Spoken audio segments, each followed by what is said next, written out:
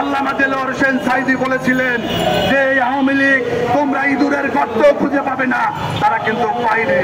কিন্তু ইতিহাসের চরম শিক্ষা হচ্ছে কেউ ইতিহাস থেকে শিক্ষা নেয়নি, হাসিনাও নেয়নি, আজকে যারা আছে তারাও নিচে বলে মনে হয় না। আগামীতে যারা ক্ষমতায় যাবেন তাদের উদ্দেশ্যে একটা কথা বলতে চাই, টাকার জন্য পাগল হয়ে যাবেন না। টাকা পয়সা তৈরি বড় বড় প্রসাদ বানিয়েছিল, বিদেশে বেগম পাড়া করেছিল, তারা সেকেন্ড হোম করেছিল, তা কিন্তু ভোগ করতে পারে নাই। আপনারাও টাকার জন্য পাগল হয়ে মানুষের উপরে অত্যাচার নির্যাতন করবেন না। এই দেশের মানুষ, আমার বিশ্বাস এই ফ্যাসিবাদী শক্তি ভিন্ন রূপে তারা আগমন করতে পারে। আপনারা জানেন যে জাতীয় পার্টি এই ফ্যাসিবাদের আওয়ামী লীগের যেই দোষ, আওয়ামী লীগ যেই দোষে ফ্যাসিবাদ, সেই ফ্যাসিবাদের প্রধান সহযোগী হচ্ছে এই জাতীয় পার্টি। আপনারা দেখেছেন এই জুলাই আন্দোলনে গুলি করার জন্য সর্বপ্রথম 14 দলীয় জোটের বৈঠকে খুনি হাসিনা সিদ্ধান্ত নিয়েছিল।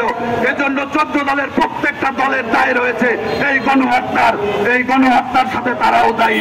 যার কারণে 14 দলের রাজনীতি নিষিদ্ধ করতে হবে, জাতীয় পার্টির রাজনীতি নিষিদ্ধ করতে হবে, আওয়ামী লীগের রাজনীতি নিষিদ্ধ করতে হবে।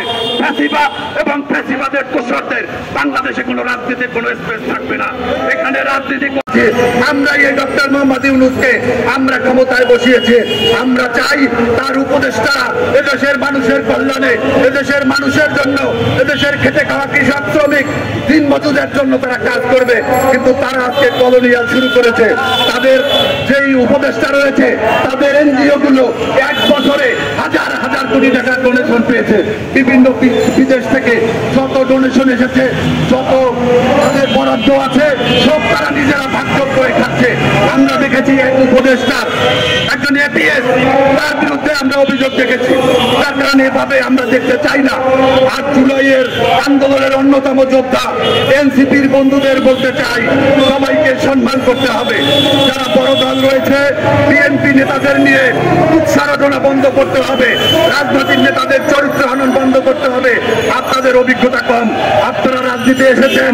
আপনাদের যে আহ্বায়ক নাহিদ ইসলাম, তার বয়সই হচ্ছে 27 বছর, আর আমার রাজনীতির বয়স হচ্ছে 35 বছর। তার কারণে আপনারা রাজনীতি শিখেন, রাজনীতি করেন। রাজনীতি সবার জন্য সমান। আপনারা রাজনৈতিক দল করেছেন, আপনারা আগে নিবন্ধন নেন, নিবন্ধন নিয়ে কাজ করেন। আমরা সবাই কাঁধে কাঁধ মিলিয়ে কাজ করব। আমরা রাজনীতিবিদরা কারো শত্রু না, আমাদের স্থায়ী কোনো শত্রু নাই। যারা এই ফ্যাসিবাদের বিরুদ্ধে যাবে, যারা এই ভারতের গোলামির পক্ষে কথা বলবে, যারা ভারতীয় আগ্রাসনের বিপক্ষে অবস্থান না নিবে, তারাই হচ্ছে আমাদের শত্রু। আমাদের এই বাংলাদেশকে আমরা ভারতের পরক রাজ্য হিসেবে দেখতে চাই না। আমরা দেখেছি গতকালকেও আমাদের সীমান্তে 2 জন বাংলাদেশিকে হত্যা করা হয়েছে। এই ভারত পাগল হয়ে গিয়েছে। বিগত 5 তারিখে খুনি হাসিনার পাশাপাশি এই মোদিরও পতন হয়েছে বাংলাদেশে। বাংলাদেশের র আজকে পালিয়ে গিয়েছে। তারা এখানে বিভিন্ন ভাবে তারা এখানে নতুন নতুন ষড়যন্ত্র এবং চক্রান্ত করছে। আমাদের এই উপদেষ্টা পরিষদের মধ্যেও তাদের অনেক দোষর আছে বলে অনেকেই বলেন, কিন্তু আমরা বিশ্বাস করতে চাই না। কারণ এটা ডক্টর মোহাম্মদ ইউনূসকে এই বক্তব্য দিতে হবে যে ভারতের যারা পক্ষে কথা বলবে, ইনিয়ে বিনিয়ে যারা ভারতের স্বার্থে ভূমিকা রাখবে, তাদেরকে কিন্তু ক্ষমতায় রাখা হবে না। বাংলাদেশের জনগণ, আমরা বারবার আওয়ামী লীগকে বলেছিলাম, আমরা শেখ হাসিনাকে বলেছিলাম, বাংলাদেশে এমন দিন আসবে এই আওয়ামী লীগের নাম কেউ নিবে না।